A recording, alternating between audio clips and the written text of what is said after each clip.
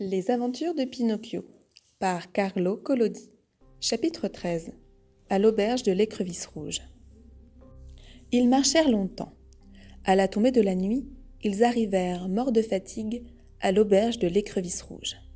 « On va s'arrêter ici, déclara le renard, pour avaler une bouchée et se reposer quelques heures.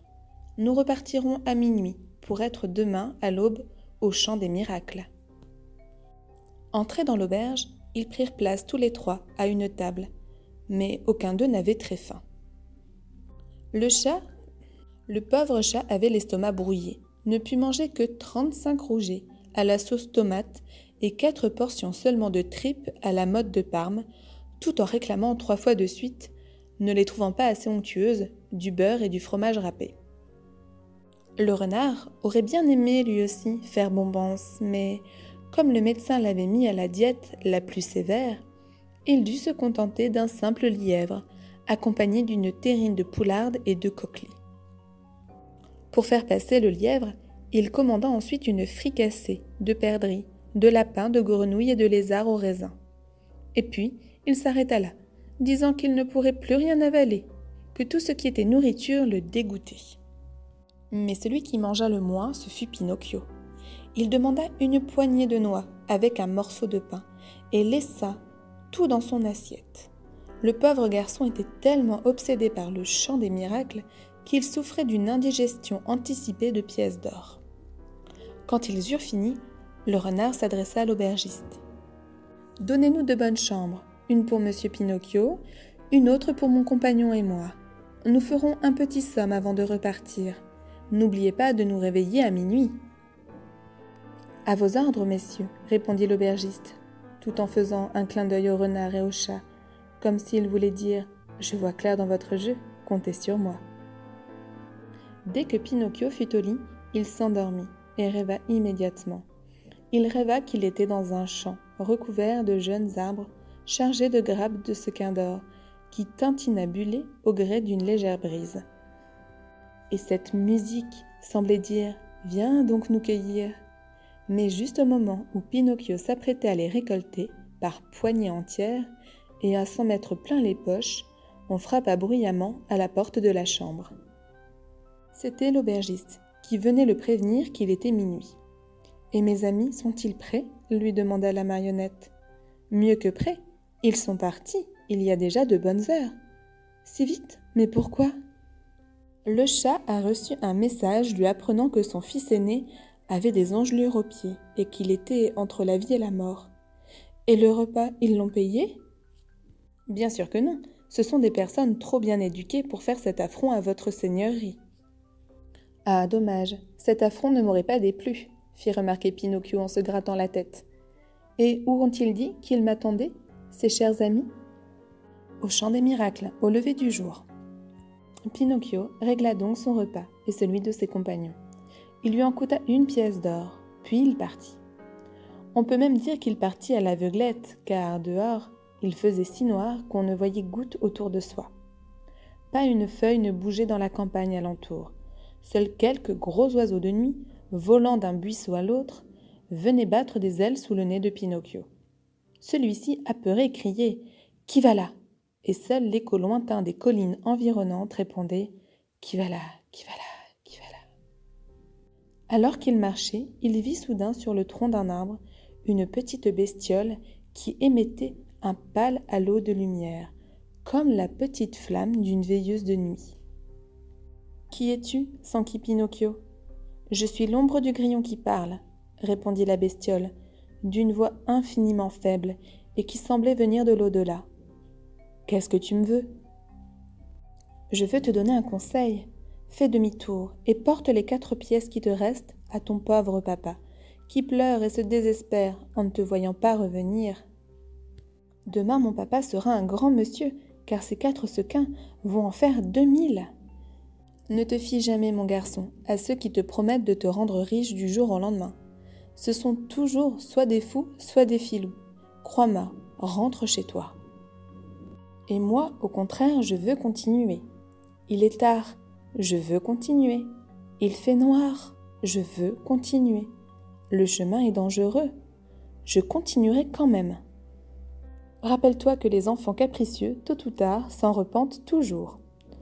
Oh, toujours les mêmes histoires. Bonne nuit, Grillon. Bonne nuit, Pinocchio. Que le ciel te protège de la rosée et des assassins. Ces dernières paroles prononcées, plus rien n'éclaira l'endroit où se tenait le grillon qui parle.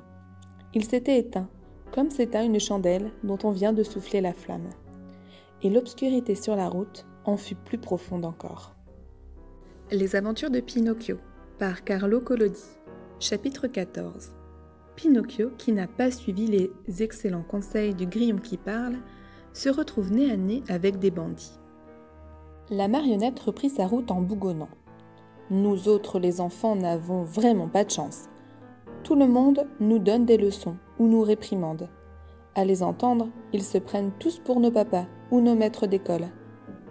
Tous, même un simple grillon, parce que je n'ai pas voulu suivre les conseils de cet ennuyeux grillon qui parle, le voilà qui me prédit plein d'ennuis. D'après lui, je risquerais de rencontrer des bandits. Encore heureux que je n'y crois pas. D'ailleurs, je n'y ai jamais cru. Pour moi, les bandits ont été inventés exprès par les papas pour faire peur aux enfants qui veulent sortir la nuit. Et même si j'en croisais sur cette route, est-ce que je me laisserais intimider ? Jamais de la vie, je leur dirais bien en face. C'est à quel sujet, messieurs les bandits ? Ah, mais ils s'apercevraient qu'on ne plaisante pas avec moi. Ils continueraient leur chemin et basta. Des paroles bien senties, et ces bandits, moi je les vois détalant comme le vent. D'ailleurs, s'ils n'étaient pas suffisamment éduqués pour s'en aller, c'est moi qui partirais pour avoir la paix. Pinocchio n'eut pas le temps d'achever son raisonnement, car il venait d'entendre le bruissement d'une feuille derrière lui. Il se retourna. Dans la pénombre, il distingua 2 sinistres individus, dissimulés dans des sacs de charbon qui le suivaient sur la pointe des pieds. On aurait dit 2 fantômes. « Ce sont des bandits ?» se dit-il. Et comme il ne savait pas où cacher ses pièces d'or, il les fourra dans sa bouche et les glissa sous sa langue. Puis il essaya de se sauver. Mais à peine avait-il bougé qu'il sentit qu'on l'attrapait par le bras. 2 voix caverneuses vociférèrent « La bourse ou la vie ?» Pinocchio ne pouvait pas répondre à cause des sequins qu'il avait dans la bouche. Il multiplia contorsions et mimiques pour expliquer à ces 2 encagoulés, dont on ne voyait que les yeux à travers des trous faits dans les sacs, qu'il n'était qu'une pauvre marionnette, n'ayant pas la moindre piécette, même fausse sur lui. « Ça suffit, arrête ton baratin et montre ton argent !» crièrent en chœur les 2 brigands. Pinocchio, d'un signe de tête, accompagné d'un mouvement des mains, leur signifia qu'il n'en avait pas. « Sors-le, sinon tu es mort !» menaça le plus grand. « Mort !» répéta l'autre. « Et après on tuera aussi ton père. »« Aussi ton père !»« Non, non, pas mon pauvre papa !» hurla Pinocchio désespéré. Mais en disant cela, les pièces s'entrechoquèrent dans sa bouche. « Ah, chenapan, ton argent, tu l'as donc caché sous ta langue. Crache tes pièces tout de suite !» Pinocchio resta de marbre. « Tu fais le sourd maintenant ? Attends un peu qu'on te les fasse cracher, nous !» Le premier le saisit par le nez et le second lui prit le menton. Puis ils se mirent à tirer de toute leur force pour l'obliger à ouvrir la bouche. Ils n'y parvinrent pas. La bouche de la marionnette paraissait clouée. Le plus petit des brigands sortit alors un grand couteau, qu'il essaya d'utiliser à la fois comme burin et levier en l'enfonçant entre les lèvres de Pinocchio. Mais celui-ci, vif comme l'éclair, referma sa mâchoire et d'un coup sec lui coupa la main. Quand il la recracha, il fut très étonné de constater que c'était une patte de chat. Encouragé par cette première victoire, il parvint à se sortir des griffes de ses agresseurs et, sautant par-dessus la haie bordant la route, s'échappa à travers les champs. Les 2 bandits le suivirent, comme 2 chiens poursuivant un lièvre. Même celui qui avait perdu une patte, à se demander comment il pouvait faire. Après 15 kilomètres de cette course-poursuite, Pinocchio n'en pouvait plus. Se voyant perdu, il s'agrippa au tronc d'un immense pin et grimpa jusqu'au sommet de l'arbre. Les autres essayèrent à leur tour, mais, à mi-chemin, ils glissèrent et retombèrent en s'écorchant les mains et les pieds. Ils ne s'avouèrent pas vaincus pour autant. Ayant ramassé du bois bien sec, ils le déposèrent au pied de l'arbre et y mirent le feu. Immédiatement, le pain s'embrasa comme une torche dont la flamme est attisée par le vent.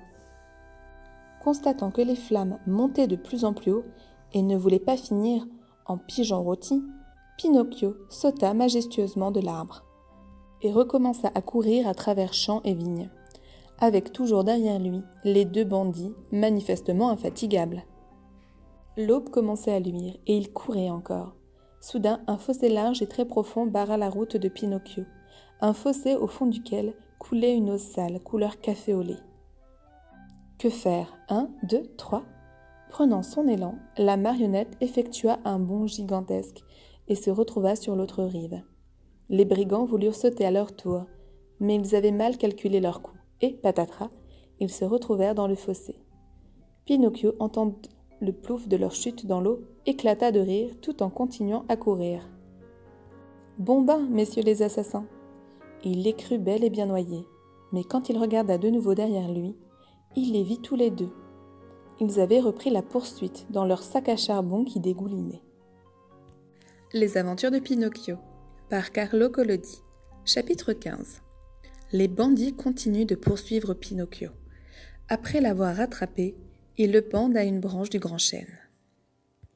Découragée, la marionnette était sur le point de se coucher par terre, en se déclarant vaincue, quand elle aperçut dans le lointain, contrastant avec le vert sombre de la frondaison des arbres, une maisonnette blanche comme la neige. « Si j'ai encore assez de souffle pour arriver jusqu'à cette maison, peut-être serai-je sauvé, pensa Pinocchio. Sans hésiter un seul instant, il reprit donc sa course folle à travers bois, les bandits toujours à ses trousses. 2 heures plus tard, il arrivait tout essoufflé à la porte de la maisonnette et frappait à la porte. Pas de réponse. Entendant croître le bruit des pas et de la respiration haletante de ses persécuteurs, il frappa plus fort. La maison resta silencieuse. Puisque frapper ne servait à rien, il s'en prit frénétiquement à la porte en lui donnant des coups de pied et en la martelant avec sa tête. Finalement, apparut à la fenêtre une jolie fillette aux cheveux bleu nuit et au visage pâle comme une statue de cire. Son regard était éteint et elle tenait ses bras croisés sur sa poitrine. Elle murmura d'une voix faible qui paraissait venir de l'au-delà. « Il n'y a personne dans cette maison, ils sont tous morts. »« Mais toi, tu peux m'ouvrir » cria Pinocchio, pleurant et suppliant. « Moi aussi je suis morte. »« Morte, mais alors, qu'est-ce que tu fais à la fenêtre ? J'attends le cercueil qui m'emportera. » Sur ces dernières paroles, la fillette disparut et la fenêtre se referma sans bruit. « Oh, jolie fillette aux cheveux bleu nuit, ouvre-moi par pitié. Aide un pauvre garçon poursuivi par des bancs. » Pinocchio ne put finir sa phrase. On l'avait saisi par le cou, et 2 sinistres voix, toujours les mêmes, grondèrent menaçantes. « À présent, tu ne nous échapperas plus. » Voyant se profiler le spectre de la mort, la marionnette fut prise d'un tremblement si intense que l'on pouvait entendre craquer les jointures de ses jambes et tinter les 4 pièces d'or cachées sous sa langue. « Et maintenant, fulminèrent les brigands, cette bouche, tu vas l'ouvrir, oui ou non ? Tu ne réponds toujours pas ? Aucune importance, nous, on va bien t'obliger à l'ouvrir. » Alors, sortant 2 longs couteaux tranchants comme des rasoirs, schlac, ils lui portèrent 2 coups dans les reins. Par chance, le bois dont était fait la marionnette était si dur que les lames des couteaux se brisèrent en 1000 morceaux. Il n'en resta plus que les manches. Les 2 bandits se regardèrent. « J'ai compris, dit l'un. Il faut le pendre. Pendons-le. Pendons-le, répéta l'autre. Sans attendre, ils lui lièrent les mains dans le dos et lui ayant passé un nœud coulant autour du cou, l'accrochèrent à une branche d'un gros arbre appelé le grand chêne. Puis, assis dans l'herbe, ils attendirent que la marionnette eût une dernière convulsion. Mais celle-ci, 3 heures après, avait toujours les yeux ouverts et gigotait comme jamais. Finalement fatigués d'attendre, ils s'adressèrent à Pinocchio en ricanant. « On te laisse, mais reviendrons demain. D'ici là, espérons que tu auras la courtoisie de mourir tout à fait et d'ouvrir ta bouche toute grande. » Puis ils partirent. Au même moment se leva la tramontane, un vent violent, mugissant rageusement, qui s'abattit sur le pauvre pendu et le ballotta comme le bâton d'une cloche sonnant à toute volée. Ce terrible balancement lui causait d'horribles douleurs, et le nœud coulant, en serrant de plus en plus sa gorge, l'empêchait de respirer. Peu à peu, sa vue se brouilla. Tout en sentant la mort arriver, il imaginait encore qu'une âme compatissante viendrait le sauver. Et quand, après avoir longuement attendu et espéré, il comprit que personne, vraiment personne, ne lui porterait secours, sa pensée se tourna alors vers son pauvre papa, et il balbutia tout en agonisant. « Ah, mon papa à moi, si tu pouvais être là !» Il n'eut pas la force d'en dire plus. Il ferma les yeux, ouvrit la bouche, laissa pendre ses jambes, puis, après un dernier spasme, se figea au bout de sa corde.